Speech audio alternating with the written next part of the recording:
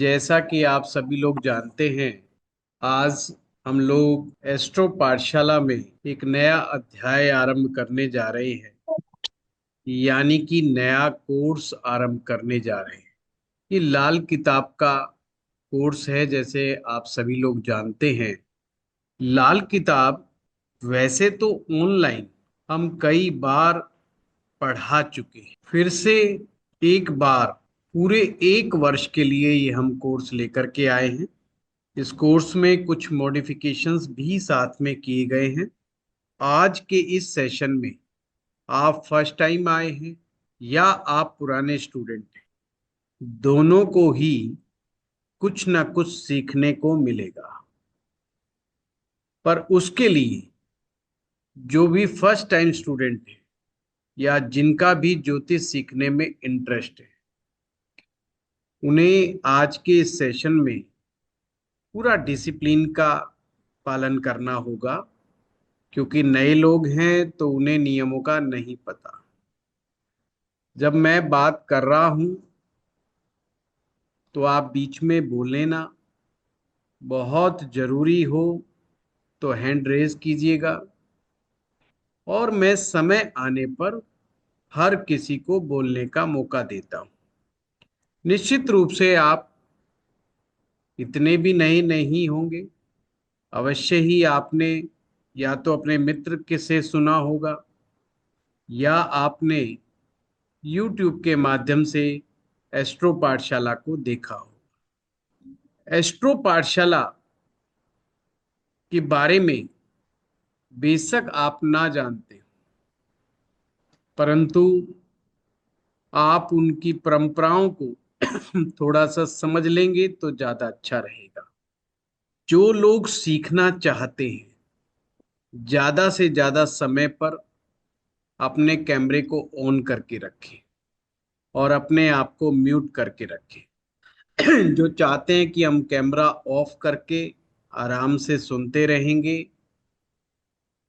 तो मैं ये बात उनके विवेक पर छोड़ता हूँ। परमात्मा जैसा उनको सद्बुद्धि दे रहा है वैसा उनके ऊपर छोड़ता हूँ। आज का जो हम सेशन आरंभ करने जा रहे हैं, आज का विषय बड़ा इंटरेस्टिंग।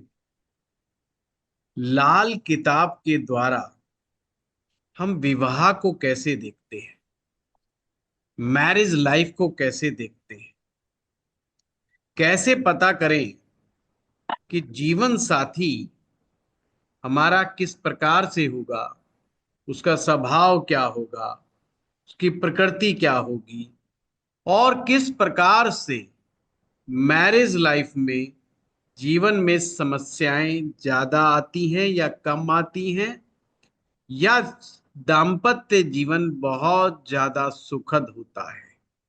आज आपको टॉपिक के माध्यम से ये भी पता चलेगा कि लाल किताब के सूत्र किस प्रकार से काम करते हैं। लाल किताब को आसान क्यों कहा जाता है, और लाल किताब सीखने के बाद आप किस तरह से चीजों को जल्दी से समझ करके जन्म पत्रिका को समझ पाएंगे। जो लोग बिल्कुल नए हैं वो भी बिल्कुल ना घबराएं, वो आराम से शांति पूर्वक सुने। जब हमारी क्लासेस शुरू होंगी, ये कक्षाएं बेसिक से एडवांस तक होगी। यानी बिल्कुल स्क्रैच लेवल से लाल किताब के कोर्स को आरंभ किया जाएगा और उसको एडवांस लेवल तक लेकर के जाया जाएगा। तो अगर कुछ लोगों ने अभी तक ज्योतिष बिल्कुल भी नहीं सीखा है तो उन्हें भी चिंता नहीं करनी। कुछ लोगों को ये भी लगता है कि अगर उन्होंने किसी भी प्रकार का वैदिक ज्योतिष का ज्ञान नहीं है तो क्या वह इस कोर्स में पार्टिसिपेट कर सकते हैं? बिल्कुल, वो भी इस कोर्स में पार्टिसिपेट कर सकते हैं। वो भी इस कोर्स को ज्वाइन कर सकते हैं। हमारी जन्म पत्रिका में 12 भाव होते हैं, 9 ग्रह होते हैं और 27 नक्षत्र होते हैं। 12 भाव, 9 ग्रह, 27 नक्षत्रों का आपसी तालमेल, आपसी संबंध, उनकी जो कैलकुलेशन है वो हमारे जीवन को प्रदर्शित करती है। हम एक प्रकार से इन ग्रहों के ही अधीन होते हैं। ग्रह एक प्रकार से हमें पकड़ लेते हैं, यानी कि ऐसी शक्ति जिसने हमें कंट्रोल किया हुआ है। हम बहुत कुछ ज्ञान प्राप्त करते हुए भी, सारी समझ रखते हुए भी ग्रहों की अधीन होकर के ही कार्य करते हैं। वो कैसे होगा, ये आप जब जन्म पत्रिका सीखेंगे तो आपको भी इस बात का पता लग जाएगा कि हम किस प्रकार से ग्रहों के अधीन हैं। परंतु लाल किताब एक इतनी ब्यूटीफुल बुक है कि ये आपको केवल मात्र इतना नहीं बताती कि यहां पर केवल प्रॉब्लम है, अपितु ये भी बताती है कि इस समस्या का समाधान किस प्रकार से किया जाना चाहिए।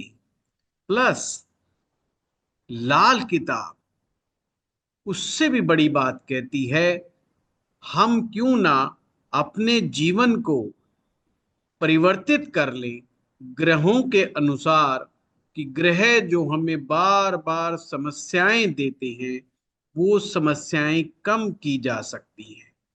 लाल किताब में बड़े प्यारे प्यारे कंसेप्ट आएंगे।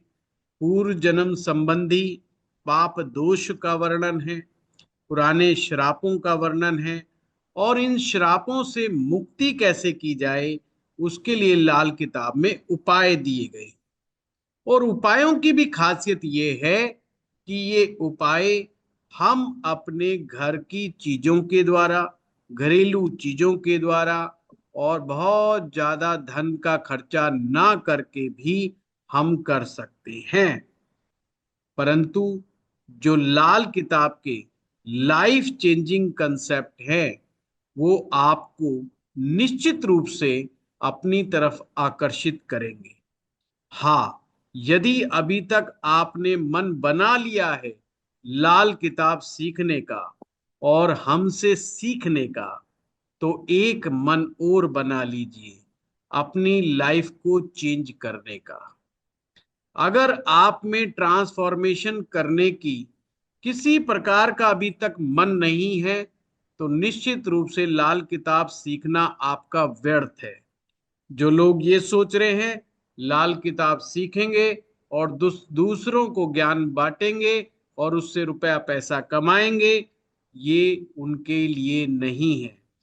जब तक आप स्वयं में परिवर्तन लेकर के नहीं आओगे, जब तक आप में कोई कॉन्फिडेंस भी नहीं आएगा, जब तक लाल किताब के उपायों को आप स्वयं अपने जीवन में नहीं करके देखेंगे, आपको इन उपायों पर कॉन्फिडेंस नहीं जमेगा।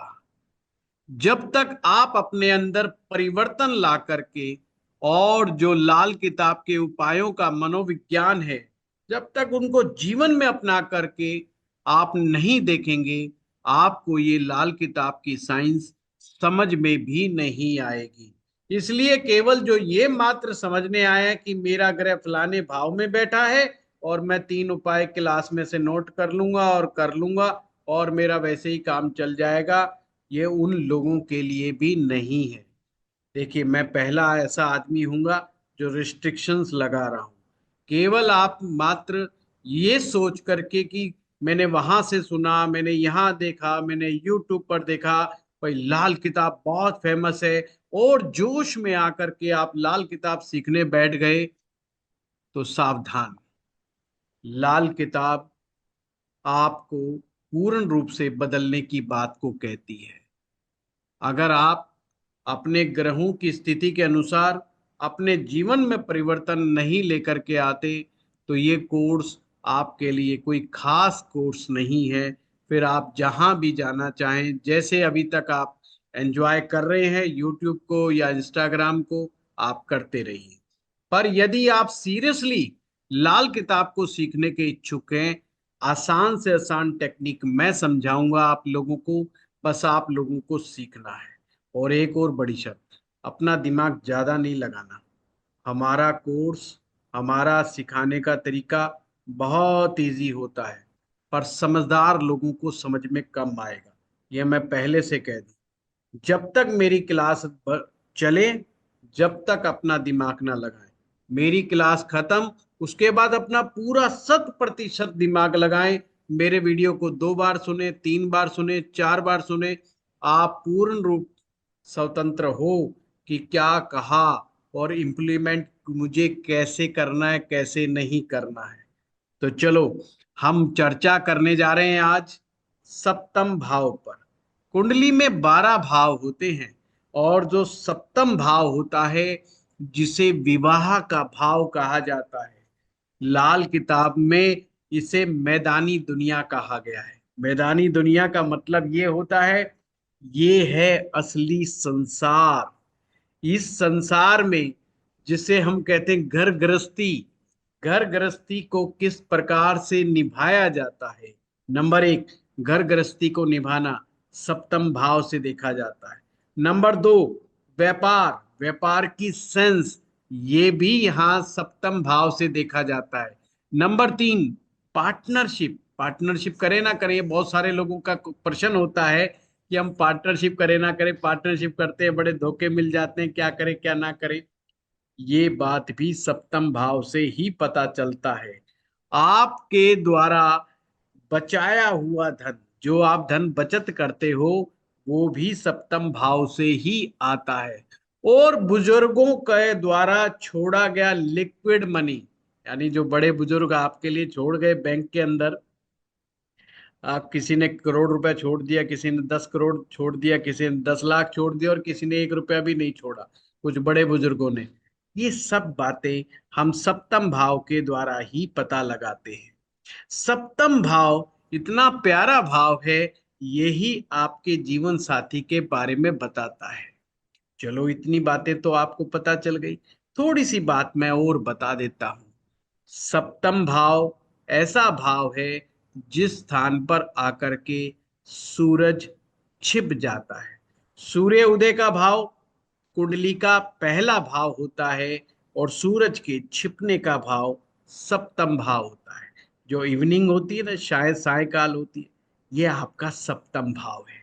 और सप्तम भाव को समझने का सबसे आसान तरीका यह है कि ये दो ग्रहों से मिलकर के बना है। बड़ा सिंपल, दो ग्रहों से मिलकर के। सप्तम भाव को जब भी कहीं कोई भी प्रश्न आपको सप्तम भाव से संबंधित समझना हो, तो आपको ये ध्यान में रखना है, ये दो ग्रह बुध और शुक्र से मिलकर के बना है। यानी कि ये जो मकान है, सप्तम भाव रूपी मकान, इसकी जो जमीन है, जो प्लॉट है, वो शुक्र का है।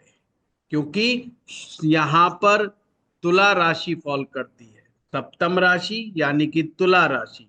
और एक और बात बताता हूं, लाल किताब में हर किसी का सेम लगन है। जैसे वैदिक ज्योतिष में हर व्यक्ति अलग अलग लगन का होता है, लाल किताब ने सभी को काल पुरुष की कुंडली दी हुई है, यानी कि सभी का मेष लगन है। वहां पर भाव से ही जाना जाएगा।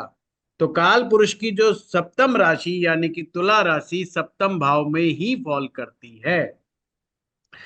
ये जो बुध और शुक्र है, बुध शुक्र मिल करके आपकी घर गृहस्थी को चलाते हैं।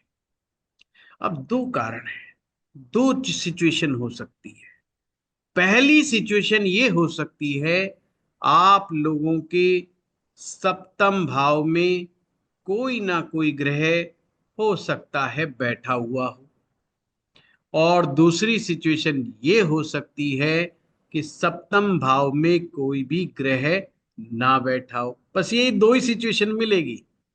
पहला सूत्र, सातवां भाव बुध और शुक्र से मिलकर के बना है, और शुक्र सप्तम भाव की जमीन है, और बुध उस पर बना हुआ मकान है।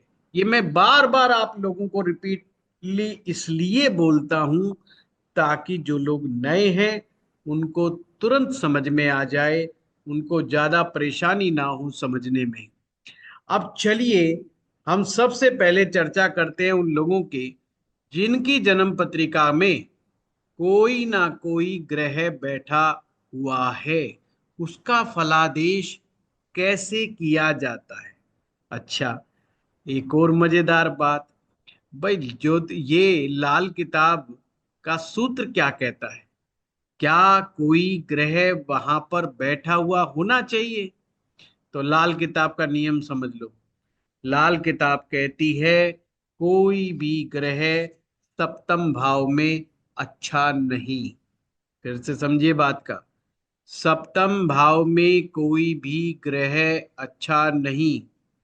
जो भी ग्रह सप्तम भाव में आएगा, सप्तम भाव में बैठेगा, वो किसी ना किसी प्रकार की परेशानी ही पैदा करे, किसी ना किसी बात का अंतर्द्वंद ही पैदा करेगा।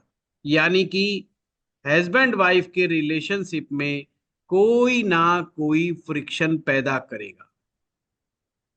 अब भाई ग्रह तो आ गया सो आ गया, अब शादी तो करनी है, और शादी करनी भी है और शादी निभानी भी है। यहाँ पर लाल किताब की टेक्निक आप लोगों के बहुत काम आ सकती है कि ठीक है, लाल किताब ने ये कंसेप्ट तो रख दिया कि कोई भी ग्रह नहीं होना चाहिए, पर हो गया तो उसके आगे उसकी रेमेडीज बताई गई है। पर इसको समझना कैसे है कि हमें याद ही ना करना पड़े कि भाई सूर्य सप्तम में बैठे तो क्या हो, चंद्रमा सप्तम में बैठे तो क्या हो, मंगल बैठे तो क्या हो। ये ध्यान रखिए, आपको हमारी इस क्लास में रट्टे लगाने की जरूरत नहीं है। सिर्फ ग्रह के गुणों को समझना है, ग्रह के स्वभाव को समझना है, और थोड़ा सा कॉमन सेंस का इस्तेमाल करते हुए आपने आगे बढ़ जाना है। रिजल्ट तुरंत आ जाएगा। सबसे पहला केस हम लेते हैं, यदि सूरज सप्तम भाव में बैठा है तो क्या होगा। देखिए लाल किताब के अनुसार सातवें भाव का जो सूरज होता है वो नीच राशि का माना जाता है। नीच राशि यानी कि ऐसी राशि जहां पर ग्रह अपना सकारात्मक असर नहीं पैदा करता है। पहला तो सूत्र यही कि साहब कोई बैठा ही नहीं होना चाहिए। ऊपर से दूसरा सूत्र ये कि अगर वो सप्तम भाव में चला गया तो नीच का फल देगा। अब ये नीच का फल का तात्पर्य क्या है? इसका मतलब है कि यहां पर ये ग्रह प्रॉब्लम पैदा करेगा। अब ये कैसे पैदा करेगा? तो हर चीज का याद करने का तरीका समझ लो। सूरज होता है राजा, इज द किंग, और किंग की अपने गुण होते हैं, सभा होते हैं, प्रकृति होती है। पति पत्नी का जो संबंध होता है ये बहुत ही प्यारा संबंध है, बहुत ही नाजुक संबंध है। ये संबंध जितना मानसिक रूप से गहरा होगा उतनी ही मैरिज लाइफ सफल होगी। पर आप ऐसे इमेजिन कीजिए कि पति पत्नी के बीच में कोई एक बंदा, दोनों में से कोई एक अपने आप को राजा समझता है। अब राजा के तो बारे में मैं क्या समझाऊं, आपने हमारी बॉलीवुड की फिल्में तो देखी ही होंगी। राजा का स्वभाव क्या होता है? राजा थोड़ा तुनक मिजाज है, और जैसा कि सूर्य, सूर्य तो गर्म प्रकृति का ग्रह है, और ऊपर से फायरी।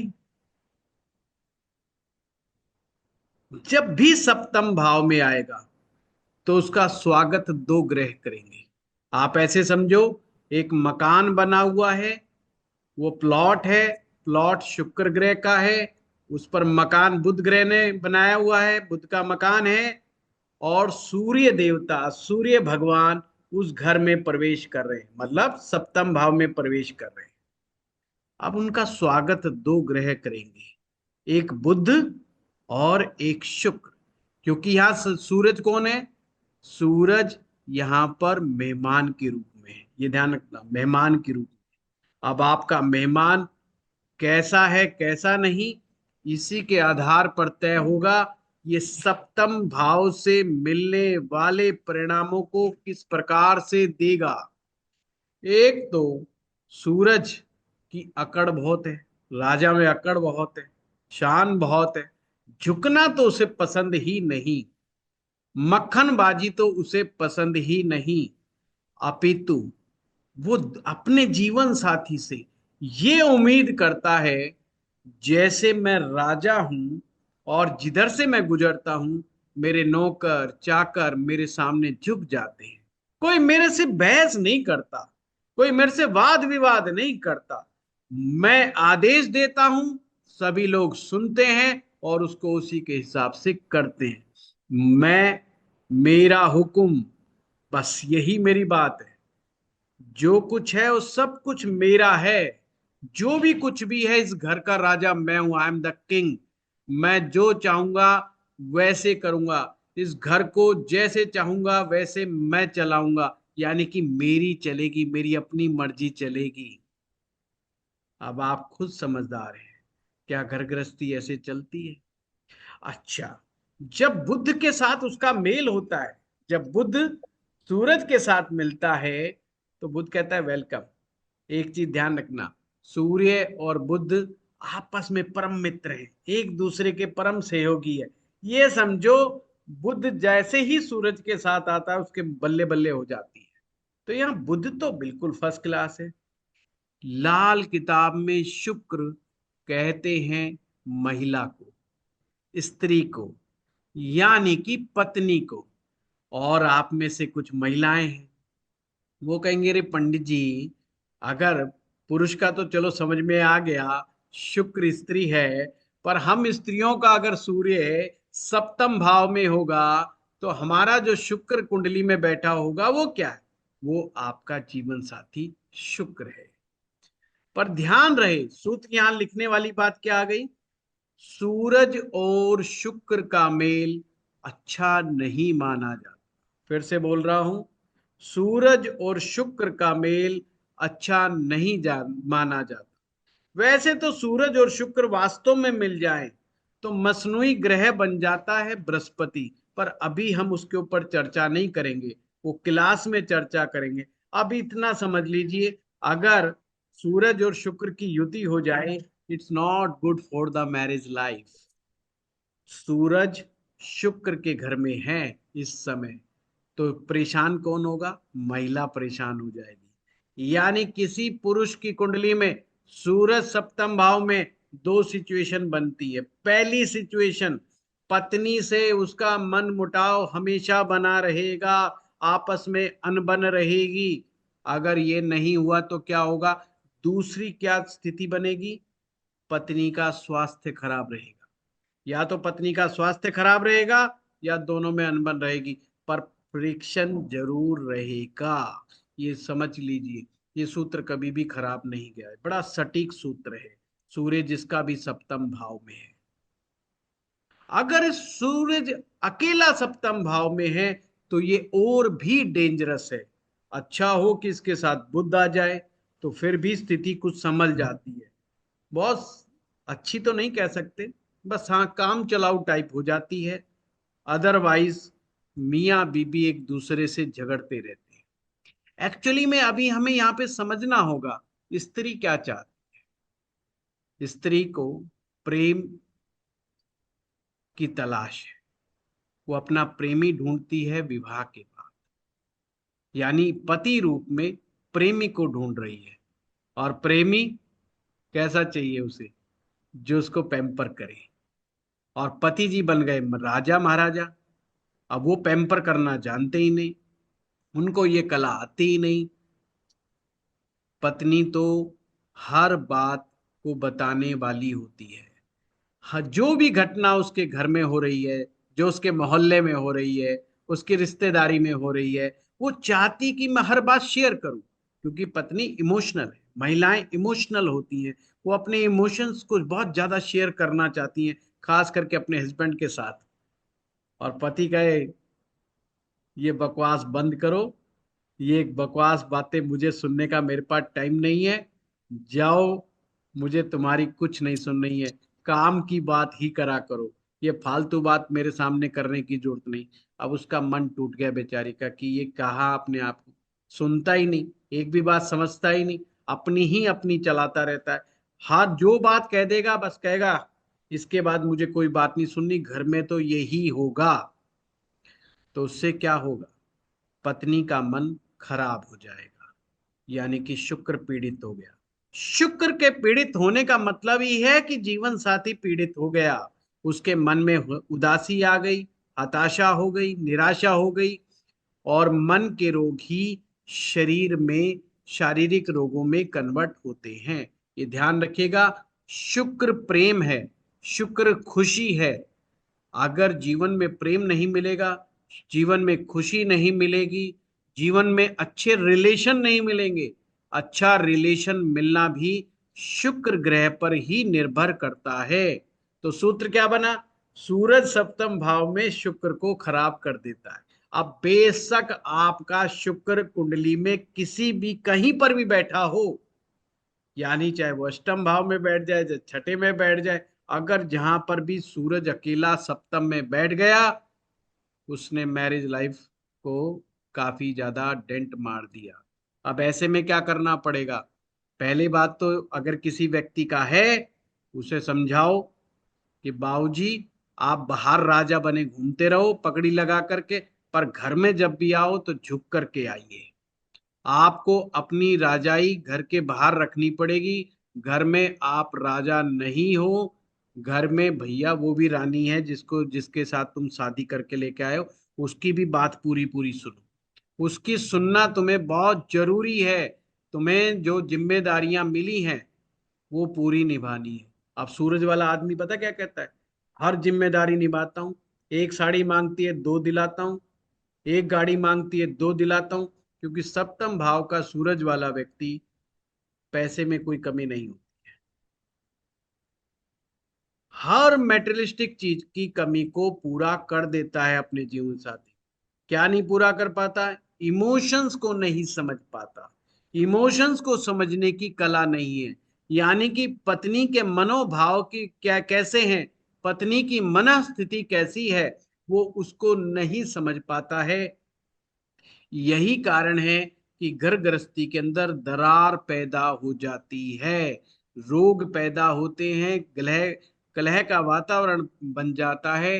और यदि अन्य ग्रह, अन्य पाप ग्रह अगर रोल अदा कर दें, पार्टिसिपेट कर दें, तो तलाक होते देर नहीं लगती है, सेपरेशंस होते देर नहीं लगती है। अब एक और कमाल की बात, सूर्य यदि सप्तम भाव में बैठा है तो इसे कहा जाता है स्त्री श्राप। 9 प्रकार के श्राप का वर्णन है हमारे लाल किताब में। स्त्री श्राप का मतलब होता है पूर्व जन्म का ऐसा श्राप जो आपको किसी महिला के द्वारा दिया गया है, यानी कि पिछले जन्म में भी आपने किसी महिला को बहुत तंग किया था, बहुत परेशान किया था, रिलेशनशिप में आपने उनके साथ चीटिंग की थी।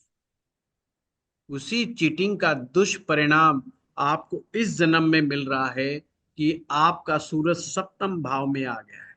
अब होगा क्या, वो पत्नी बदला लेगी।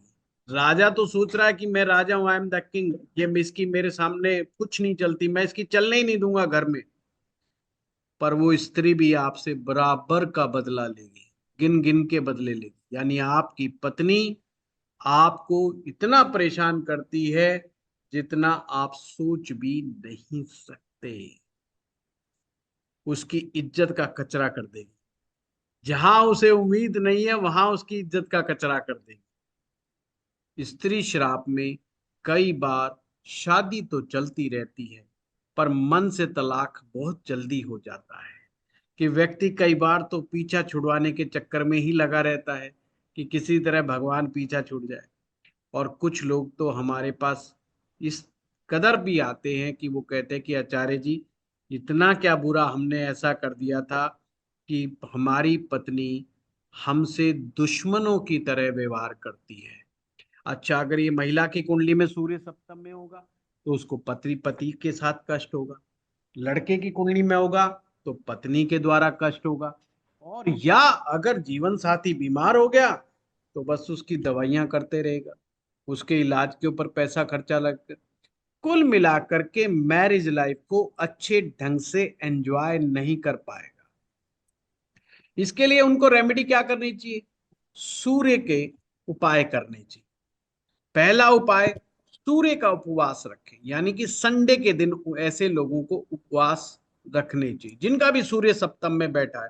पहली रेमेडी, नमक का सेवन संडे के दिन नहीं करना, सरसों के तेल का सेवन संडे के दिन नहीं करना, और नियम बना ले गायत्री मंत्र का जप करने का।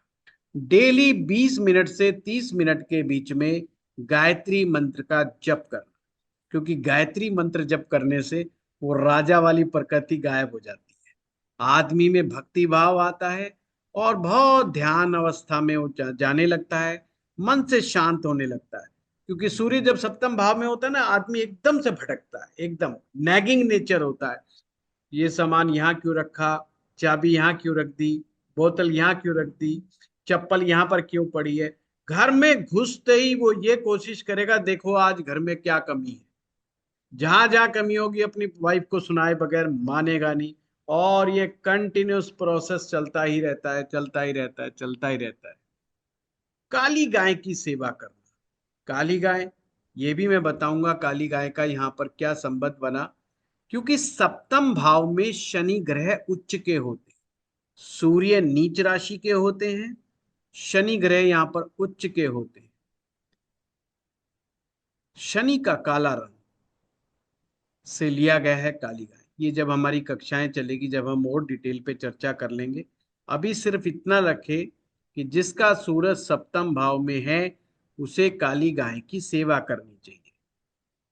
यदि पत्नी की तबीयत खराब हो गई और कई कोई महिला है और उसका पति बीमार रहता है, तो उसे अपने वजन के 10वें हिस्से का, यानी खुद का वजन उसका 10वां हिस्सा, हर संडे के दिन गौशाला में जाए, गेहूं या बाजरा गौशाला में उन्हें दान करना चाहिए। अगर तकलीफ ज्यादा हो रही है तो 7 तांबे के चकोर टुकड़े संडे के दिन 12 बजे से लेके 2 बजे के बीच में भरी दोपहरी में पार्क में जाकर के, गार्डन में जाकर के, घास वाली जमीन में जाकर के दबा दें। तो ये उपाय करने से धीरे धीरे रिलीफ मिलने लगता है। वैसे तो लाल किताब इसे कहती है घर गृहस्थी से भागा हुआ साधु, यानी कि उसके मन में वैराग्य भी रहता है। यार मैं, ऐसी मैरिज लाइफ मुझे मिली है कि दिल करता छोड़ के भाग जाऊं बस। वैराग्य बार बार उत्पन्न होता है उनके मन के अंदर, बार बार ख्याल आते हैं कि मैं संन्यास ले लूं या घर से दूर चला जाऊं। जैसे ही वो घर से दूर जाते हैं थोड़ा मेंटली रिलीफ में रह जाते हैं, थोड़ा सा धार्मिक प्रवृत्तियों में चले जाते हैं, मेंटली रिलीफ मिल जाता है। हाँ, ये बात भी आप सूत्र लिख सकते हो कि जितने धार्मिक प्रवृत्ति के हो जाते हैं थोड़ा मेंटली रिलीफ मिल जाता है। क्योंकि धर्म, पाठ, पूजा, भगवान, ज्ञान, ये सब आपके अहंकार को तोड़ते हैं। आपकी राजा होने की जो प्रवृत्तियां हैं इस पर चोट मारते हैं। आप किसी गुरु की शरण में जाएंगे तो वो भी आपके चोट मारता है, आपके अहंकार को चोट मारता है, आपके अहम को चोट मारता है। तो जब भी हम धर्म और ज्ञान के रास्ते पर चल पड़ते हैं तो कुछ अकल आ जाती है और हमें लगता है यार ये जो पिछले जन्म का जो स्त्री श्राप है, इस जन्म में अगर हमें इसको पूरा करना है तो जो भगवान ने जिम्मेवारी दी है वो हमें पूरी करनी है। फिर बात आएगी ध्यान से सुनना, सूर्य सप्तम भाव में हो, पैसे की कोई कमी नहीं होती। वो जिम्मेदारियां, मेटेरियलिस्टिक चीजों की हर जिम्मेदारी वो व्यक्ति निभाता है। ऐसा नहीं उन जिम्मेवारियों से नहीं भागता। संतान की जिम्मेवारी निभाता है, घर गृहस्थी की जिम्मेवारी निभाता है, बस एक ही जिम्मेदारी नहीं निभाता, वो है पत्नी के साथ अच्छे संबंधों की। जैसे भी पत्नी के साथ वो सही ढंग से बैठता है, कोई ना कोई पत्नी ने ऐसी वैसी बात कह दी, वो उसी समय भड़क जाता। क्यों, ये ध्यान रहे, राजा है, परंतु अब समय राजाओं का राज गया है। पहले तो राजा कहते थे अच्छा मेरे सामने बोला तूने, दूसरी ला रहा हूं, कल ही दूसरी ला रहा हूं, और वो दूसरी ले आते थे। दूसरी ने बदमाशी जरा सी भी करी, वो तीसरी ले आता था।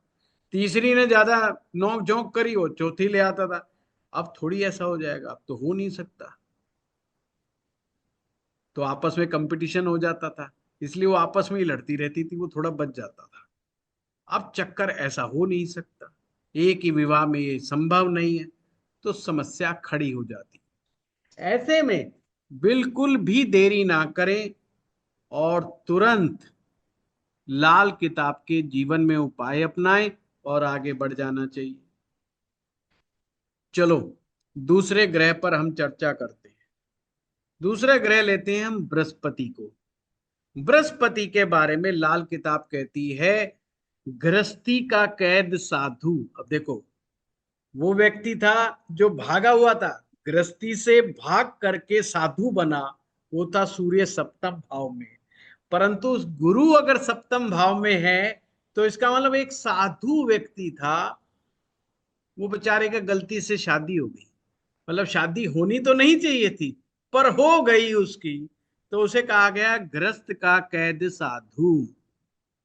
इनके साथ भी बड़ी समस्या है। गुरु का एट्रीब्यूट्स क्या है? गुरु ज्ञान का ग्रह है। गुरु के पास इतना ज्ञान है, अथाह ज्ञान है, इस संसार का भी ज्ञान है, और इस संसार से विदा होने के बाद, यानी मरने के बाद हम सबका क्या होगा, उस लेवल का ज्ञान जिसे हम आत्मा का ज्ञान बोलते हैं। आत्मा का ज्ञान और परमात्मा का ज्ञान ये गुरु के पास होता है। महाज्ञानी व्यक्ति है, और महाज्ञानी व्यक्ति के साथ एक समस्या होती है, उसका अहंकार, उसकी ईगो। अब ज्ञानी आदमी को, उसको भी झुकना नहीं आता। वो देखता हर आदमी तो तेरे सामने झुकता है, तो घर गृहस्थी के मामले में वो भी बेचारा कमजोर है। सबसे अच्छा तरीका, अगर गुरु सप्तम में आ जाए, पति या पत्नी में से दोनों में से किसी एक को निश्चित कर लेना चाहिए, किसी दूसरे को ही गुरु मान लेना चाहिए। या तो पत्नी को गुरु मान ले, या पत्नी पति को गुरु मान ले। कहने का मतलब डिसाइड कर ले भाई, ये जो बोल रहा है, जो प्रवचन दे रहा है, क्योंकि गुरु की आदत है प्रवचन देने की, और घर गृहस्थी में प्रवचन का कोई काम नहीं।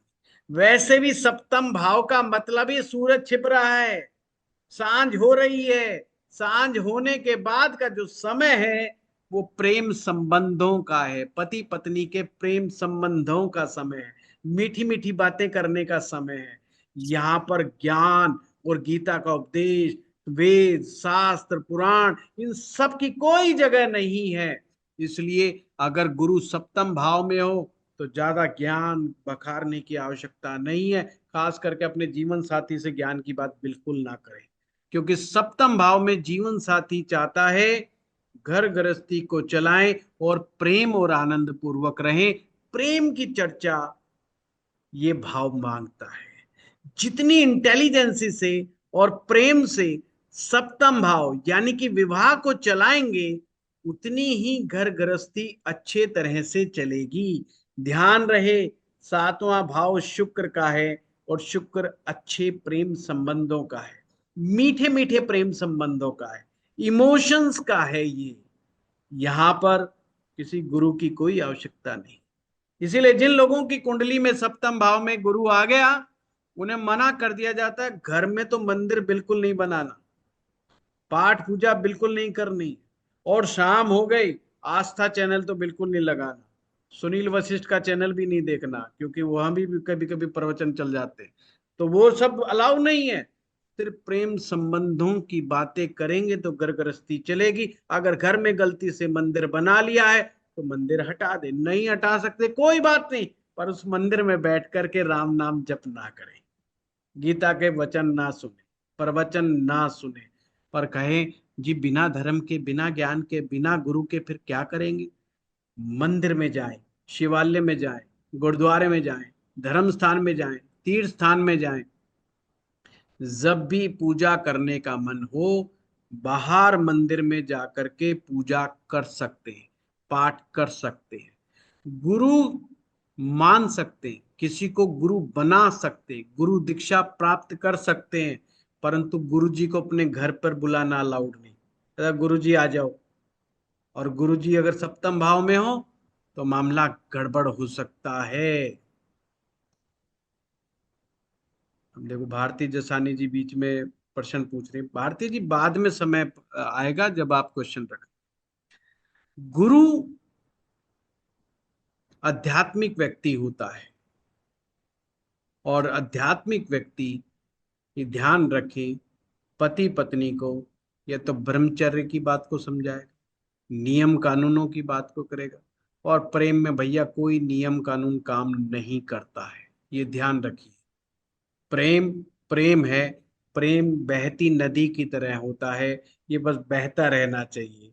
ये प्रेम की नैया ऐसे ही चलती रहनी चाहिए, इसमें बहुत ज्यादा ज्ञान की जरूरत नहीं। विवाह मूर्खता का खेल है, ये जितनी अच्छी तरह से मूर्खता मूर्खता में हो जाता है उतनी अच्छी घर गृहस्थी चलती है। जो ज्यादा वो करता है ना, वो ज्यादा ठीक नहीं है। इसको सीरियस तरीके से चलाने से ये चीजें बिगड़ जाती हैं, और अपना जैसा अपना पद, अपना मान, अपना सम्मान, अपना ज्ञान जो व्यक्ति जितना अपने मैरिज लाइफ में लगाने की कोशिश करता है वो उतना खराब हो जाता है। अगर आप जज हैं, अगर आप आईएएस ऑफिसर हैं, अगर आप आईपीएस ऑफिसर हैं, आप उच्चाधिकारी हैं, आप बड़े नेता हैं, आप बड़े सेलिब्रिटी हैं, अगर आप घर में भी ये सब कुछ है ना, तो घर गृहस्थी जीरो है। कुछ देखने की जरूरत ही नहीं, कुंडली देखने की जरूरत ही नहीं।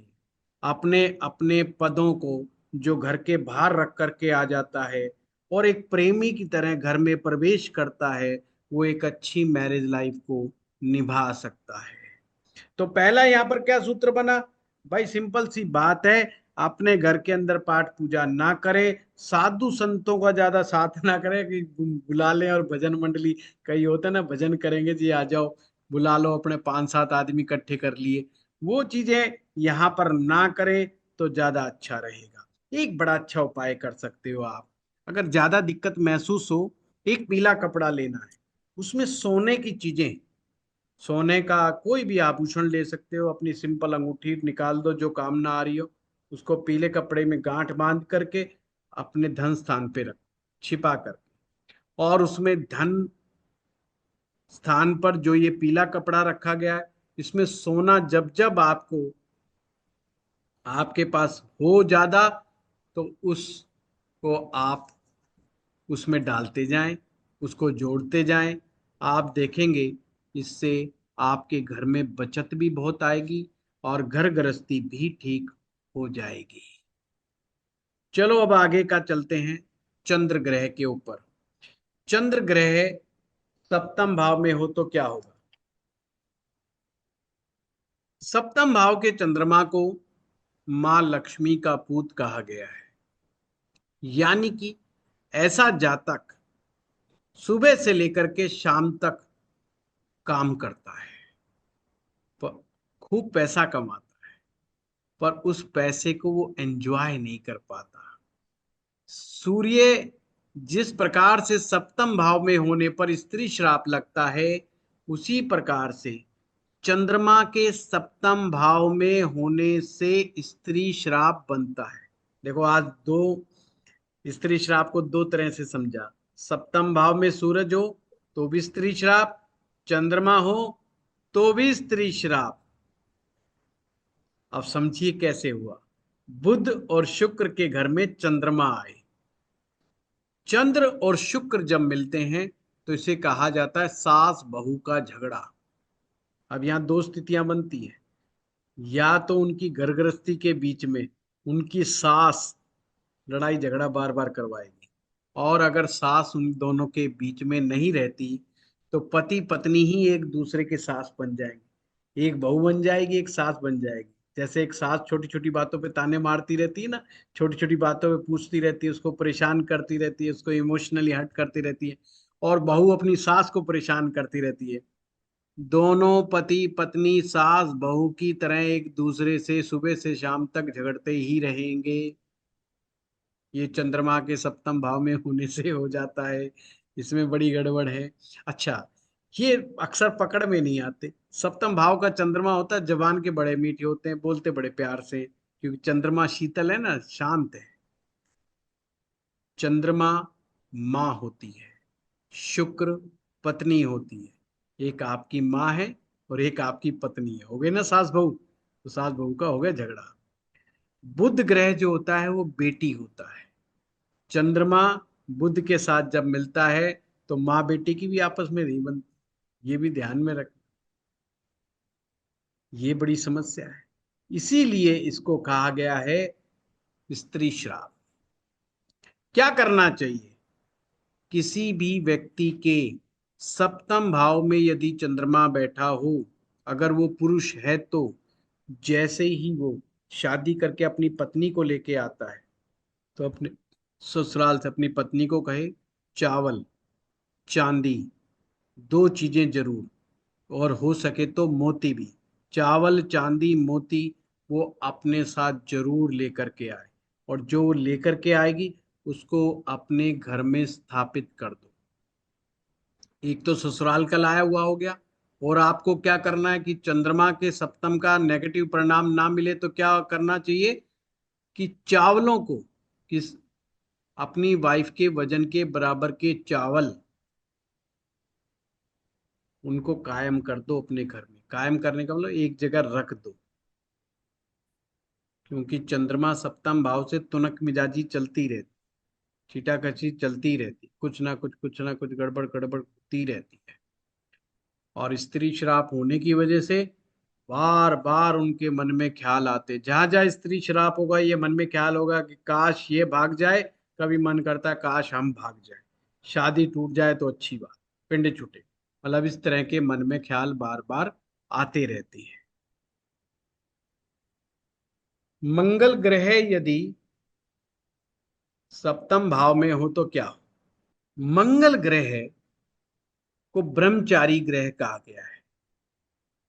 अब आपको ऐसे इमेजिन करना है कि बुध और शुक्र के घर में एक पहलवान एंट्री ले गया है, एक ब्रह्मचारी एंट्री ले गया है। सप्तम भाव में मंगल को बिल्कुल भी अच्छा नहीं माना जाता।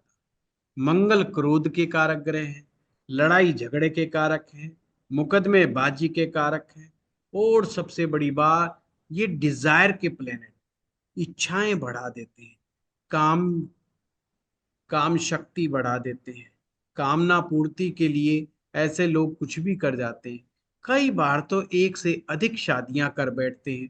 मंगल सप्तम में हो तो लड़ाई झगड़ा हो तो वो तो चलो सुलटा जाए, एक से अधिक शादियों के चक्कर में पड़ जाते हैं, या एक से अधिक संबंध बनाने के में बड़े आतुर रहते हैं। जिनका मंगल सप्तम भाव में हो पूरा प्रयास करते हैं कि एक से अधिक जगहों पर रिलेशन बन जाए, संबंध बन जाए, और बाद में पछताते भी हैं, झगड़े भी हो जाते हैं, परेशानियां भी होती है, सेपरेशंस भी होते हैं, और कई बार तो संबंध मुकदमेबाजियों में बदल जाते हैं।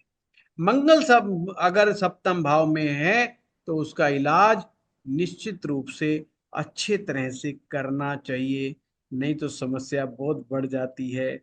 वैसे तो ये मांगलिक दोष भी कहलाता है, पर लाल किताब में जब आप आगे बढ़ेंगे, मंगल दोष के अलावा भी मांगलिक दोष से ज्यादा नेगेटिव मंगल बद को माना जाता है। मंगल बद कैसे बनता है आपको कोर्स में सिखाया जाएगा। मंगल बद हो जाए और वो सप्तम भाव में बैठ जाए तो शादीशुदा जीवन को पूरी तरह से बर्बाद कर देता है।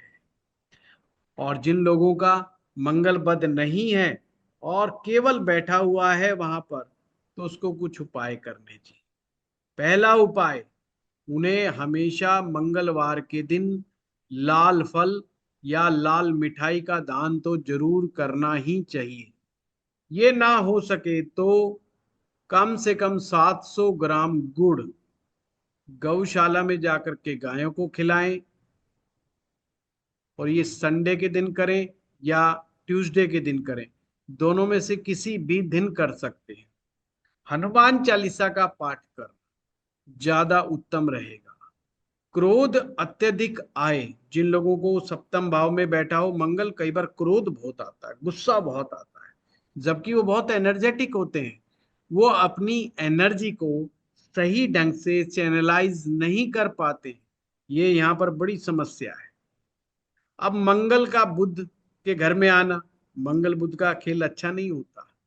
मंगल शुक्र एक साथ आ जाए, ये भी खेल अच्छा नहीं होता। आगे कोर्स में आप पढ़ेंगे। तो ऐसे में ऐसे व्यक्ति को साली से दूरी बना करके रहनी चाहिए, मौसी से दूरी बना के रहनी चाहिए। घर में तोता मैना टाइप के पक्षी नहीं पालने चाहिए। और जब भी कोई बहन बेटी घर में आए तो उसे लाल रंग का फल, लाल रंग की मिठाई, लाल रंग का वस्त्र, ये तीन चीजें दे करके ही घर से विदा करें। उसे बहन बेटी से नहीं लड़ना चाहिए। बहन बेटी से लड़ेगा तो झगड़ा हो जाएगा, तो बड़ा संकट कट जाएगा, बुध ग्रह उसका खराब हो जाएगा बुरी तरीके से। और जिनका मंगल सप्तम में बैठता है, बुध उनका वास्तव में गड़बड़ हो जाता है। और बुध के बहुत ज्यादा रोल हैं। बुध हमें व्यापार करवाता है, बुध हमारी कम्युनिकेशन स्किल है, और व्यापार की स्किल तो बुध से ही आती है। कई लोगों को पता नहीं होता और वो व्यापार में घाटा पे घाटा खाए चले जाते हैं। उन्हें ये नहीं पता होता कि कहाँ से दिक्कत आ रही है। चाल चलन को नेक रखना। हनुमान जी की शरण में जाएंगे तो चाल चलन तो नेक हो जाएगा। हनुमान जी ब्रह्मचारी, ये ज्ञान यही देते हैं। एक पत्नी व्रतधारी रहो, वही ज्यादा बढ़िया भैया, ज्यादा चक्रों में ना पड़ो, नहीं समस्या फंस जाएगी आपको जीवन के अंदर। चाल चलन सही रखना चाहिए। ध्यान रहे, लाल किताब चरित्र निर्माण पर बहुत ज्यादा जोर देती है। आपको क्या खाना चाहिए, क्या नहीं खाना चाहिए, कैसे कपड़े पहनने चाहिए, कैसे नहीं पहनने चाहिए, किस तरह से अपने रिश्तों को निभाना चाहिए, बहुत बारीकी से लाल किताब इसके विषय में आप लोगों को बताती है। चलो अभी मंगल तक हो गया। अब हम चलते हैं बुध ग्रह। बुध ग्रह यदि सप्तम भाव में हो, वैसे तो इसे पारस मणि के समान कहा गया है, पारस पत्थर के तरह कहा गया है सप्तम भाव में बुध हो। पर एक सूत्र ये भी कहता है, अकेला बुध कोई खास अच्छा नहीं होता, बड़े अच्छे परिणाम नहीं देता। फिर भी अगर ये सूरज के साथ बुध आ गया है तो इंसान को अंदरूनी बुद्धि दे देता है। सप्तम भाव आंतरिक बुद्धि का भी है। आंतरिक बुद्धि का मतलब जिसको सीखना ना पड़े, ऐसा ज्ञान जो उसको बचपन से बाई बर्थ हो, अपने आप ही वो डेवलप हुआ, उसे खुद को ही नहीं पता ये मुझे कब आ गया, मैंने कब सीख लिया। जैसे कुछ लोग सिंगिंग, गाना सीख लेते हैं, कुछ लोग एक्टिंग सीख लेते हैं, कुछ लोग राइटिंग स्किल सीख लेते हैं, कुछ लोग पेंटिंग सीख लेते हैं। उन्होंने कोई खास विशेष कहीं से सीखा हुआ नहीं होता, बस करने लग जाते हैं और होता चला जाता है। तो आंतरिक ज्ञान ये भी सप्तम भाव की ही देन होती है। अगर सप्तम भाव में बुध है, मां दुर्गा की उपासना करें। दुर्गा पूजन जितना करेंगे उतना अच्छा, कन्या पूजन जितना करेंगे उतना अच्छा। हाँ, यहाँ पर भी है कि साली से दूरी बना के रखें, बढ़िया रहेगा। निसंकट कई बार आ जाता है। जितने भी फाइनेंशियली फ्रॉड होते हैं, जितने भी ये स्कैम सुनते हो, ये सब बाहर लेकर के बुध ग्रह ही आता है। बुध को लोग बहुत ज्यादा ध्यान से नहीं देखते, पर लाल किताब कहती है सिर्फ दो ही ग्रह ढंग से देखो भाई, गुरु को देखो और बुध को देखो। जिसका गुरु अच्छा है, जिसका बुध अच्छा है, अगर दो ग्रह अच्छे हैं तो कुंडली वैसी ही अच्छी है। फिर बाकियों को तो अपने आप ये गुरु और बुध अपने आप संभाल लेते हैं। पर अक्सर हम लोग देखते होंगे ज्योतिष शास्त्र में बुध को बहुत ज्यादा इंपॉर्टेंस ना दिया नहीं जाता। परंतु बुध बहुत कुछ कारनामे करने वाला होता है। ये बहुत गड़बड़ियां कर सकता है। और जबान तो बुध से ही आती है, पिटवा भी देता है, कई बार उल्टा सीधा बोल देता हूँ। और यही जबान ऐसी होती है, मीठा बोलने पर यही धन कमवाती है। कहते हैं मीठा बोलने वाले की मिर्च बिक जाती है, कड़वा बोलने वाले का तो शहद भी नहीं बिकता। ये बुध की खासियत है। तो बुध में वो कला है। अगर सप्तम भाव में बुध है तो ये माँ दुर्गा का आशीर्वाद है। छोटी कन्याओं का पूजन समय समय पर करते रहना चाहिए। बहुत अच्छा आशीर्वाद उन्हें प्राप्त होता है कन्या पूजन करने से। शुक्र ग्रह, शुक्र ग्रह यदि सप्तम भाव में हो तो क्या होगा? अच्छा, शुक्र का अपने ही घर में आना हुआ, पर यहां पर शुक्र को अच्छा नहीं माना जाता। आपको जानकर के हैरानी होगी, लाल किताब कहती है शुक्र अगर सप्तम भाव में है तो ये आपकी घर गृहस्थी को खराब भी कर सकता है अगर जरा सी आपने गड़बड़ी की। क्योंकि शुक्र भोग का ग्रह है, लग्जरी का ग्रह है। उसको कंफर्ट चाहिए, उसको हर चीज मन पसंद चाहिए। अगर जरा सा भी उसको लगा यार ये मन पसंद चीज नहीं है, मामला बिगड़ जाता है। कई बार ये एक्स्ट्रा रिलेशनशिप में जाते देर नहीं लगाते। इसलिए कहा जाता है दो विवाह भी ये करवा सकता है। इसलिए लाल किताब में रेमेडी है, यदि शुक्र सप्तम भाव में है, बेशक उसके एक्स्ट्रा रिलेशन है या नहीं है, या नहीं बनने के चांस है, फिर भी उसे अपने जीवन साथी से दोबारा फेरे किसी तीर्थ स्थान पर जाकर के जरूर कर लेने चाहिए। इससे दो विवाह वाला जो योग है वो हट जाता है। गाय की सेवा करना आपके लिए बहुत अच्छा रहेगा। कभी कभी शुक्र सप्तम भाव में बैठ करके पत्नी को gynae problems, hormonal issues, psychological issues पैदा कर सकता है। अगर ऐसी समस्या आए तो अपने वजन के बराबर जौ गौशाला में जाकर के दान करना चाहिए। और अपना चाल चलन नेक रखें, ये तो हर एक में है। फ्री का हाँ। सामान ना लें, नेक चाल चलन रखें, ये तो लाल किताब में हर ग्रह के साथ जुड़ा हुआ है। शनि ग्रह यदि सप्तम भाव में हो तो याद करो, मैंने शुरुआत में बताया था आप लोगों को कि सप्तम भाव का शनि जो है उच्च का माना जाता है। और यदि शनि उच्च का है तो एक तो चीज क्लियर है, धन धान्य की जीवन में कोई कमी नहीं होती है। जीवन में मेटेरियलिस्टिक सुख बहुत अच्छा प्राप्त होता है। पर ये मैरिज लाइफ में कुछ ना कुछ प्रॉब्लम पैदा करता रहता है। शनि जिनके भी सप्तम भाव में हो उनको शादी लेट हो सकती है, पर एक शर्त पे जल्दी हो सकती है। अगर वो किसी प्रकार की कोई इच्छा ही ना रखे कि कैसी पत्नी मिलनी चाहिए, कैसा पति मिलना चाहिए, बस वो भगवान के ऊपर छोड़ दें। जो व्यक्ति भगवान के ऊपर छोड़ देगा शनि सप्तम भाव में, उसकी शादी जल्दी हो जाएगी। इसलिए कई बार लोग कहते हैं अरे यार इसका शनि सप्तम भाव में इसलिए शादी देर से हो रही है। पर कोई कहेगा जी मेरा तो 19वें साल में ही शादी हो गई, मेरे 21वें साल में ही शादी हो गई। शादी जल्दी शनि जब कराता है जब आपकी कोई उम्मीद, कोई इच्छा स्पेशली नहीं होती कि मुझे लड़की ऐसी चाहिए, मुझे वैसी चाहिए, मुझे इतनी पढ़ी लिखी चाहिए, मुझे अगर कोई किसी प्रकार की डिमांड नहीं है, भगवान भरोसे हैं, तो शादी भी जल्दी होगी और शादी चलेगी भी अच्छे तरीके से। क्योंकि घर में धन धान्य की तो कोई कमी है ही नहीं। फिर भी जब हम क्लास में होंगे डिटेल से चर्चा करेंगे। यदि शनि सप्तम में है पर सूरज कुंडली के 12वें घर में बैठा है, पहले घर में बैठा है, दूसरे घर में बैठा है, तो ये मैरिज लाइफ को खराब कर सकता है। ये बड़ी समस्या पैदा कर सकता है, तलाक भी करवा सकता है, दिक्कतें पैदा हो सकती हैं। ऐसे में जिनका भी शनि सप्तम भाव में हो उन्हें शराब का सेवन नहीं करना चाहिए।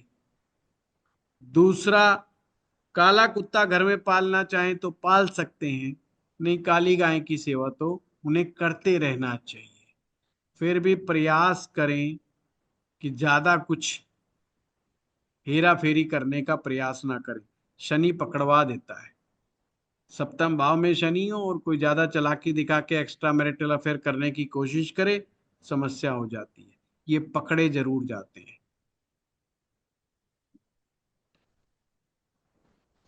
वैसे शनि को सप्तम भाव में बड़ा अच्छा माना गया है धन धान्य के मामले में, इसलिए लाल किताब लिखती है कलम विधाता की, मतलब भगवान के द्वारा लिखी हुई लेखनी से लिखी कलम उसकी, बशर्ते शनि के अलावा कोई और ग्रह नहीं बैठा होना चाहिए, या और कुछ कंडीशंस भी होती हैं, वो सब कंडीशन नहीं होनी चाहिए।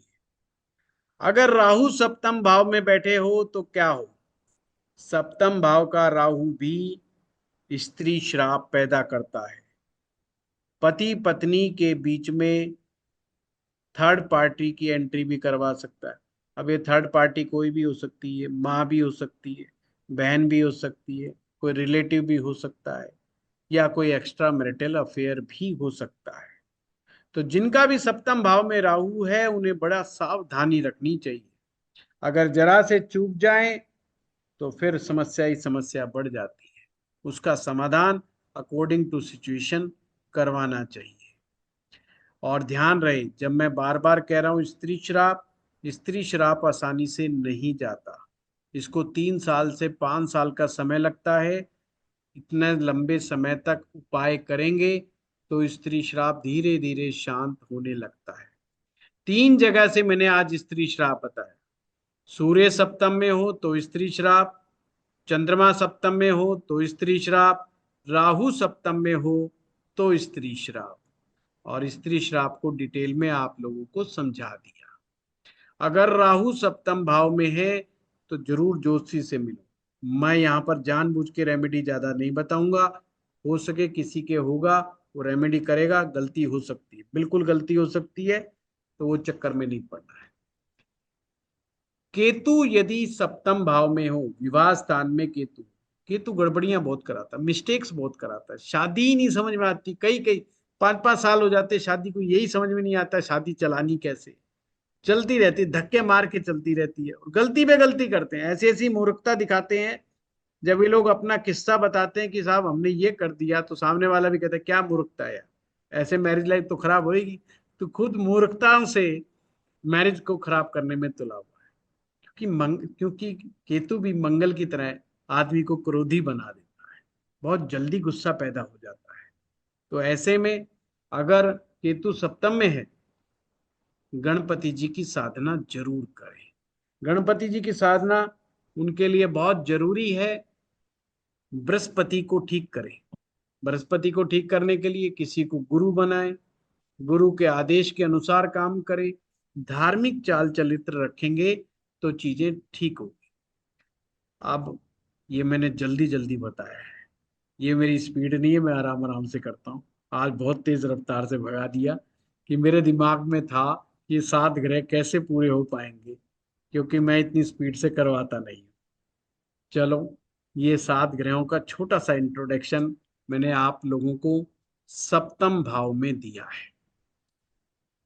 जो भी उपाय बताए जा रहे हैं इसको केवल एक नॉलेज पर्पज से ही रखना है। हर व्यक्ति का चार्ट अलग अलग होता है, कुछ लोग ज्यादा समझदारी दिखाते हैं। मैं कहता हूं कोई भी टीचर आपको यूट्यूब पे कुछ भी बता रहा है, आंख बंद करके भरोसा ना करें, चाहे मैं ही क्यों ना हो। हम कभी कभी सिंगल ग्रह के बारे में चर्चा कर रहे होते हैं, और हर व्यक्ति की कुंडली में ग्रहों की सिचुएशन बिल्कुल डिफरेंट डिफरेंट होती है। किसी की कहीं से दृष्टि आ रही है, किसी का कहीं से कुछ हो रहा है, सबके अलग अलग केस हो सकते हैं। उसी के अनुसार आपकी रेमेडीज बदल जाती है। तो रेमेडीज को करने में सावधानी रखें। ये हम लोग हर संडे को 9 बजे ये क्लास चलेगी। आज शुक्रवार का दिन है और नेक्स्ट संडे से हम लोग क्लास कंटिन्यू करेंगे। ये 1 ईयर का कोर्स है। वैसे 1 ईयर का तो नाम होता है हमारे यहाँ 48 क्लास नहीं, 60 क्लास से ज्यादा क्लासेस हम लोग करते हैं। ठीक है। चलिए, किसी का कोई क्वेश्चन है तो पूछ लीजिए। हाँ, हरियन जी। प्रणाम गुरुजी। प्रणाम। गुरुजी, वैसे तो मैंने लाल किताब करी हुई है ऑलरेडी, लेकिन आपके बहुत जब बढ़िया। वीडियोस देखे तो बहुत इंटरेस्टिंग लगा, और इसीलिए मैं पूरे कोर्स में एनरोल कर रहा हूँ अभी। मेरा जी एक्चुअली में आपसे कोर्स से संबंधित एक प्रश्न था कि जी जैसे आपने कहा कि हर संडे को क्लासेस होंगी, जी। तो उस दौरान आप लोग कोई संडे की जो क्लासेस होंगी उसके अलावा भी कोई वीडियोस वगैरह देंगे हमें देखने के लिए, या उन क्लासेस के थ्रू ही चलना है पूरा का पूरा? आपका नाम क्या है? अरिहंत नाम है मेरा। अच्छा, नाम ही हरियंत है। हाँ, अच्छा, अरिहंत मुझे ही लगा नाम। मुझे लगा आप जैन साहब हैं तो इसलिए अरिहंत लगा रहे हैं नाम। नहीं ही नहीं, आपका मैं अरिहंत है, चलो हूँ अच्छी जैन ही, बात। लिखता अरिहंत हूँ मैं, और वैसे मेरे को 20 साल का एक्सपीरियंस है जेमस्टोन सेलिंग, और यूट्यूबर भी हूँ एक्चुअली में। अरे बहुत बढ़िया, बहुत बढ़िया। अरिहंत साहब, जो भी आप हमारी मेरे को क्लास। नाम से ही बोलिए, अरिहंत के नाम से ही, तो मुझे बहुत अच्छा लगेगा। कोई बात नहीं, ये मेरी आदत है। जी अरिहंत साहब, ऐसा है, जो भी हम स्टूडेंट को पढ़ाते हैं वो वीडियो उनके मेल आईडी पर मिल जाता है जी। अगले दिन या 1-2 दिन में उसके पास पहुंचता है। तो हर क्लास का वीडियो स्टूडेंट को मिलता है। ठीक है प्लस गुरु। जी संडे को सुबह 11 बजे एक स्टूडेंट का डाउट क्लियरिंग सेशन होता है। वो सब मिक्स टाइप खिचड़ी होती है। जी यानी उसमें कोई वैदिक ज्योतिष से संबंधित प्रश्न पूछे, चाहे लाल किताब से संबंधित पूछे, चाहे वास्तु से संबंधित पूछे, उस दिन पूरी छूट होती है। चाहे वो पामिस्ट्री से संबंधित पूछे, अगर वो सूत्र के ऊपर चर्चा करता है तो हम हर स्टूडेंट को मौका देते हैं अपनी बात को रखने का। हाँ, पर्सनल कुंडली को मैं डिस्कस नहीं करता हूँ। उसके पीछे मैं रीजन कई बार बता चुका हूँ। क्योंकि कई बार हमें जो दिखाई देता है उसके पर्सनल मैटर को हम चाह कर के भी नहीं बोल सकते। कभी कभी होता है। अच्छा, स्टूडेंट नया होता है, उसको तो लगता है यार ये क्या छोटी मोटी बात कोई बताई जाएगी। पर क्या होता है कि गलती से कभी कभी फ्लो में निकल जाता है। हम भी इंसान हैं, फ्लो में निकल गया तो 4 लोगों के बीच में ठीक नहीं। और वही वीडियो अगर यूट्यूब पर चला जाए तो हजारों लोग देख लेंगे, तो वो चीज और भी ठीक नहीं। तो हम कहते हैं सिंगल के ऊपर बात करो, बेटर है आप सूत्र पर बात करो। ज्योतिष के सूत्रों पर चर्चा होने से सभी विद्यार्थियों को लाभ होता है और उनको सब्जेक्ट समझ में आता है। मेन पर्पज क्लास में ये होना चाहिए कि सब्जेक्ट समझ में आ जाए। पर हाँ, मैं अभी तक इस समस्या से नहीं निकल के आ पाया हूँ। मैं पूरे साल भर अपने स्टूडेंट को यही समझाता रहता हूँ अपनी कुंडलियों से मत चिपको। पर 70% स्टूडेंट अपनी कुंडलियों से बाहर नहीं निकल पाते। वो बार बार कोशिश करते, घुमा फिरा करके अपनी कुंडली पूछने की कोशिश करते रहते हैं। तो मैं कहता हूँ ऐसे सीख नहीं पाओगे। चलो, कोई बात नहीं, हम भी अपनी बात को कहते रहेंगे, किसी ना किसी दिन समझ में आएगा। ठीक है। ठीक है गुरु जी, लेकिन नैसर्गिक आदमी पहले अपनी कुंडली देखता है, उसके बाद दूसरों की देखता है फिर। नहीं देखे हरियाण जी, पर पब्लिकली ना पूछे कि मेरा जी सूर्य शनि सप्तम भाव में बैठे तो अब क्या होगा, मेरा सूर्य शनि बुध एक साथ सप्तम में आ गए तो क्या होगा। अब क्या बताएं, अगर सूर्य शनि कुंडली में इकट्ठे बैठ गए तो 3 ग्रह गड़बड़ हो सकते हैं। अब उनको समझाएंगे तो सामने वाले को पिक्चर एकदम समझ में आ जाएगी भाई घर में क्या चल रहा है। वो जी चीज जी। ठीक नहीं है ना। किसी का अपना कोई भी हो सकता है, किसी को हेल्थ की प्रॉब्लम बताएं कि तुमको भाई डायबिटीज हो जाएगी, तुमको फलाना हो जाए, चीज अच्छी नहीं लगती है। पर्सनल का मतलब ये है। हाँ, क्लास पूरी हो गई, पूरा ध्यान अपनी कुंडली पे लगा, अपने मित्रों की कुंडली पे लगा। वो हम बहुत एनहांस कर, बहुत एनकरेज करते हैं इस मैटर में। हम बल्कि होमवर्क कहते हैं, होमवर्क करके लाओ। है, हमारा ग्रुप होता है, उस ग्रुप में कहते हैं इस होमवर्क को करो भाई, प्रैक्टिस करो इसकी। प्रैक्टिस जितनी ज्यादा करोगे उतना अच्छा रहेगा। ठीक है गुरुदेव, प्रणाम। आज शारदा जी।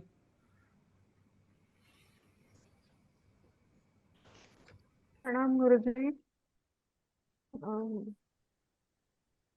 गुरुजी, मेरा शारदा जी। क्वेश्चन ये है कि ये जो स्त्री शाप के बारे में बताए थे ना आप, तो मतलब कुंडली अगर लेडीज का हो तो उसका भी स्त्री शाप होता है?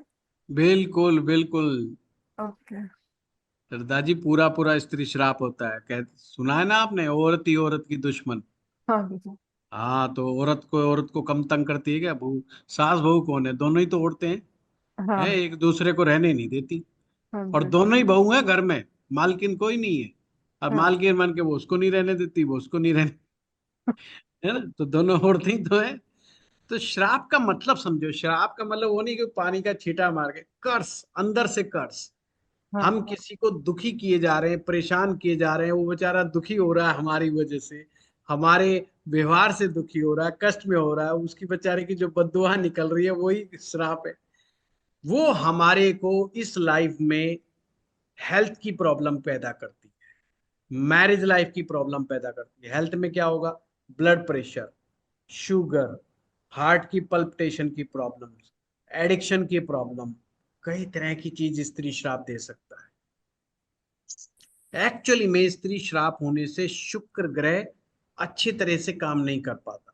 शुक्र अच्छे से काम नहीं करेगा तो खुशी नहीं मिलेगी, हैप्पीनेस नहीं मिलेगी। और देखो, हैप्पीनेस इस संसार में सभी को चाहिए। कोई 1 रुपया रोज कमाए चाहे लाख रुपया रोज कमाए, हैप्पीनेस उसे चाहिए। अगर वो नहीं मिला तो क्या होगा? मामला गड़बड़ हो जाएगा। जब हैप्पीनेस नहीं मिलती तो बॉडी को तो अपने डोपामाइन चाहिए कि नहीं चाहिए, सेरोटोनिन चाहिए नहीं चाहिए, तो एडिक्शन का शिकार हो जाएगा। कहीं ना कहीं वो ढूंढेगा उस चक्कर में, है ना। मैं एक वीडियो बनाऊंगा। ये जो एडिक्शन होता है ये भी शुक्र ग्रह की कमजोरियों से होता है। जिनको स्त्री श्राप होता है उनको एडिक्शन का प्रॉब्लम भी बहुत जल्दी हो जाता है। ठीक है। हाँ भारती जी, गुरु जी, यहाँ पर ये है कि सिर्फ स्त्रियों को भी लगता है, आपका जो प्रश्न था, स्त्रियों को भी लगता है। हाँ, इसलिए स्त्रियां भी ये ना सोचे कि हम स्त्री को तंग करेंगे, कुछ नहीं होगा, हो जाता है, गड़बड़ हो जाता है। वीकली वन सी है क्लास, संडे को? इस बार नहीं है, next Sunday, next next. Sunday. हाँ, अच्छा। हम लोगों ने ग्रुप बना रखे हैं, अगर हाँ। व्हाट्सएप ग्रुप बन चुका है। जो लोग पार्टिसिपेट करना चाहते हैं, कोर्स को ज्वाइन करना चाहते हैं, वो स्टाफ से बात करके ज्वाइन कर सकते हैं। वैसे तो बहुत सारे लोगों ने ज्वाइन कर लिया है ऑलरेडी। जो और लोग ज्वाइन करना चाहते हैं कर सकते ओके। Thank you. हैं। हाँ भारती जसानी जी, प्रणाम सर। प्रणाम। मेरे दो प्रश्न हैं। पहला कि जो क्लास संडे मॉर्निंग 9 o'clock रहेगा, मॉर्निंग नहीं तो रहेगा Bharti ji, evening, evening night. Evening रहेगा, Sunday yes, evening India Sunday evening time. So PM, 9 PM। हाँ, दैट मीन्स कि यहाँ का, आपका इंडिया का 9 PM मीन्स हमारा सुबह 11:30। ये आप ठीक है। लगाइएगा भारती जी, और इस विषय हाँ में तो हम हाँ, नहीं कह सकते।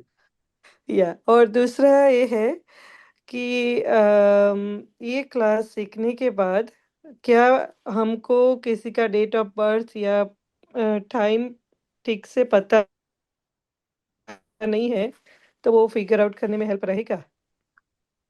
देखो, देखना पड़ेगा कि कितना टाइम नहीं पता, उस पर जैसे डिपेंड करता है। जैसे किसी को वैसे पता है कि सुबह का टाइम है, मतलब जब हाँ भारती कोई। जी, मैं आपकी बात को समझ गया। सिर्फ कुछ ग्रहों की पोजीशन से ये तो समझ में आ जाएगा कि लगभग लगभग क्या टाइम होना चाहिए। अच्छा। सिम्टम से चीजें समझ में आ जाए। अच्छा, वो पूरा कोर्स खत्म होने के बाद पता चलेगा? टाइम लगता है। देखो, ज्योतिष सीखना है तो मैं सभी को कहता हूँ 3 साल का प्रोजेक्ट बना करके रखिए। अगर भगवान की आपके ऊपर कृपा है तो, आपके गुरु की आप पर कृपा है तो 3 साल स्पेयर कीजिए। आप जितने मर्जी इंटेलिजेंट हो जाएं, 6 महीने में, 3 महीने में भैया कोई नहीं सीख पाता, सिर्फ कहने की बात है। अगर आप चाहते हैं कि बहुत लंबे समय तक आपको ज्योतिष के क्षेत्र में टिके रहना है तो 5 साल का प्रोजेक्ट लेकर के चलिए। तो आप लगेंगे कि आपको जो है बहुत अच्छे से ज्योतिष आ गया। बहुत जल्दी एकदम से नहीं आता है, तो थोड़ा सा पेशेंस रखना पड़ेगा, हो जाएगा। हम्म। और लेकिन ये लाल किताब का कोर्स तो सिर्फ 1 साल का है ना? मोर देन 1 ईयर ही होता है हमारा भारती जी। अब एक साल हम्म। में तो 48 सप्ताह होते, 52 लगा लो। हमने तो हम्म। 60 क्लास तो लिख दी हैं। अब जो लिख दिए उससे भी ज्यादा जाएंगे। अभी जो नहीं, मेरा पुराना कोर्स चल रहा है उसमें ही 60 to 63 क्लास तो हो चुकी है। जी। मीन्स के पूरा कोर्स खत्म होने के बाद पूरा लाल किताब आ जाएगा। हाँ, प्रैक्टिस करनी पड़ेगी। ठीक है, थैंक यू। हाँ, शोभा गुप्ता जी।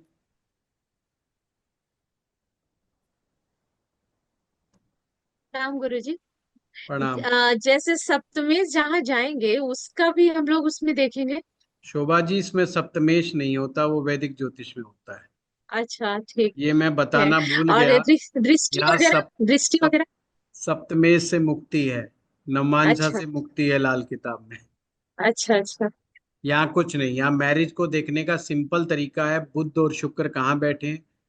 दरअसल ये डेमो क्लास थी ना, इसमें बहुत डिटेल में नहीं हो सकता, 2 क्लास 3 क्लास नहीं होती है। तो बुध शुक्र की स्थिति कहाँ है, नंबर 1, सप्तम भाव में कौन बैठा है, उसी से पूरी मैरिज लाइफ आपको समझ में आ जाएगी। तो मतलब उस स्थान से बुध शुक्र की स्थिति कहाँ है वो देखना है, या नहीं फिर नहीं नहीं नहीं नहीं, वो शुक्र ग्रह कहाँ पर बैठा है, मतलब किस हाउस में बैठा है। ठीक है। जय ठीक है, श्री जी, थैंक यू। फीस वगैरह के हाँ, बारे में प्रणाम पूछ गुरु रहे जी। हैं, स्टाफ से आप पूछ लीजिए, सभी के पास हमने कंटेंट भी बना करके भेज रखा है, कंटेंट में ही के नीचे ही फीस लिखी हुई है, आप उससे भी ले सकते हैं, स्टाफ से मांग सकते हैं। हाँ कुलकर्णी साहब। नमस्ते गुरुजी। नमस्ते। गुरुजी, आज का क्लास तो बहुत ही अच्छा था। सर, मुझे मेरा प्रश्न ये है, सप्तम भाव में यदि पति पत्नी के चार्ट देखे तो सूर्य पुरुष के जातक में सप्तम में है, या और स्त्री के जात में सप्तम में है, तो किसको एडजस्ट करना पड़ेगा?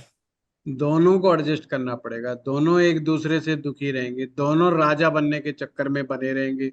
वो कहेगा पहले मेरी सुनो, वो कहेगा खबरदार। तो कंपटीशन होगा, कौन कितना ऊंचा बोलता है, जो ऊंचा बोलेगा दूसरा डाउन हो जाएगा, फिर अगली बार दूसरे वाला पहले वाले से ऊंचा बोलेगा। तो ये कंपटीशन, मतलब कुल मिलाकर के चीज अच्छी नहीं होती। हाँ, एक उम्र के बाद जब समझ में आ जाता है तो थोड़ा उम्र बढ़ने के बाद, आफ्टर द 42 ईयर्स दोनों को कुछ कुछ खोपड़ी में समझ में आता है कि ज्यादा चीखने चिल्लाने से कुछ नहीं होगा, थोड़ा शांति से काम करो।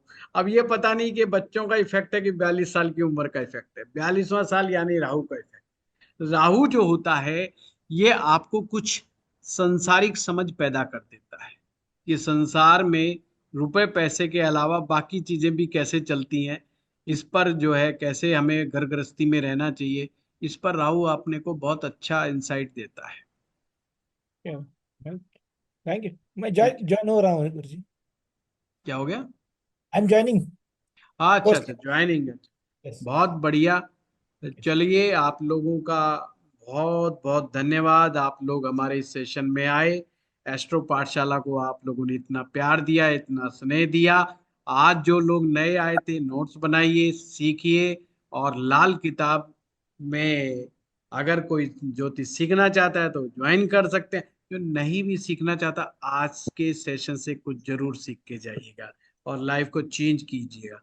लाल किताब के 2-3 मुख्य बातें हैं, अहंकार नहीं करना, फालतू चक्रों में पड़ना, चाल चरित्र को नेक बना के रखना है, भगवान में परमात्मा में विश्वास रखना है, और हमारे जो सनातन धर्म के जो वैदिक नियम है, इन नियमों का पालन करना है।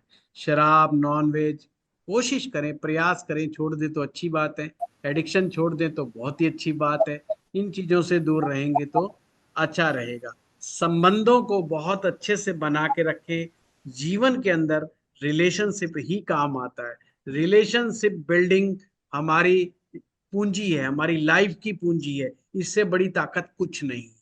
रुपया पैसा जितना मर्जी कमा लो, एक दिन आप सब कुछ यहीं अपने बच्चों को बांट के चले जाओगे। बच्चे तुम्हारा कहा माने ना माने उसकी कोई बात नहीं, बट पैसा तुम्हें यहीं छोड़ के जाना पड़ेगा, बट रिश्ते नाते जो होंगे वो आगे भी चलेंगे। इस जन्म में जो ज्ञान ग्रहण कर लोगे, ज्ञान अमर होता है, ध्यान रखें, ज्ञान अमर होता है। पिछले जन्म में जो आपने ज्ञान ग्रहण करा था, उसी का अधूरा ज्ञान अब आगे पूरा करो। आपने पिछले जन्म में भी प्रयास किया था ज्योतिष सीखने का, इसलिए आज यहाँ पर बैठे हुए हो। ये जर्नी एक दिन की जर्नी नहीं है, ये ध्यान रखना। ये पिछले जन्म के संस्कार हैं आपके, जो आपको ज्योतिष की तरफ अट्रैक्ट कर रहे हैं। आपको नहीं पता क्योंकि आप पिछला जन्म भूल चुके हैं, पर कहीं ना कहीं से आपकी अंतर चेतना अपने आप आपको इस सब्जेक्ट की तरफ आगे लेकर के जाती है और आप इस सब्जेक्ट को सीखने को ललायत हैं। इसलिए सबसे ज्यादा जीवन में अपने ऊपर इन्वेस्ट कीजिए, अपने ज्ञान के ऊपर इन्वेस्ट कीजिए। कंजूसी हर जगह कीजिए, मैं भी कंजूस आदमी हूं, पर ज्ञान के मामले में कंजूसी मत कीजिए। धन्यवाद। ऐसा टीचर नहीं मिलेगा एकदम प्रणाम प्रणाम गुरुदेव, बात प्रणाम। दूसरे में गुरुजी। प्रणाम गुरुजी। धन्यवाद। प्रणाम धन्यवाद। गुरुजी।